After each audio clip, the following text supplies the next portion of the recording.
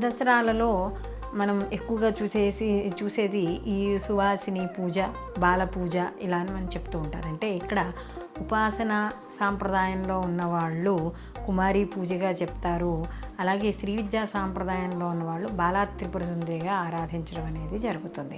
అయితే ఇక్కడ ఎవరు ఆరాధించినా కూడా ఇక్కడ సువాసిని రూపంలో అమ్మవారిని లలితా త్రిపుర సుందరి అంటే దుర్గాదేవిగాను, అలాగే ఇక్కడ బాలా త్రిపుర సుందరిగాను కుమారిగాను అక్కడ పూజ చేయడం అనేది జరుగుతుంది.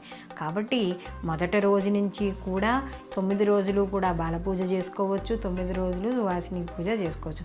ఈ 9 రోజులు చేయలేని వాళ్ళు కనీసం మొదటి రోజు లేదా మూలా నక్షత్రం రోజు లేదా అష్టమి రోజు కనీసం చివరి నవమి రోజైనా సరే ఈ సువాసిని పూజ కానీ బాల పూజ కానీ చేసుకోవడం అనేది ఉత్తమం. అలాగే వీళ్ళు ఇంకా ఉపాసనా మార్గంలో లేని వాళ్ళు కూడా యొక్క సువాసిని పూజని బాల పూజని కూడా చేసుకోవచ్చు. తోచిన విధంగా యథాశక్తి వాళ్ళకి వస్త్రాలని అలంకార వస్తువుల్ని ఇచ్చి వాళ్ళని ఆరాధన చేసినట్టు అయితే సాక్షాత్తు ఆ దుర్గాదేవిని ఆరాధించేంత ఫలితమే వీళ్ళకు కూడా వస్తుంది.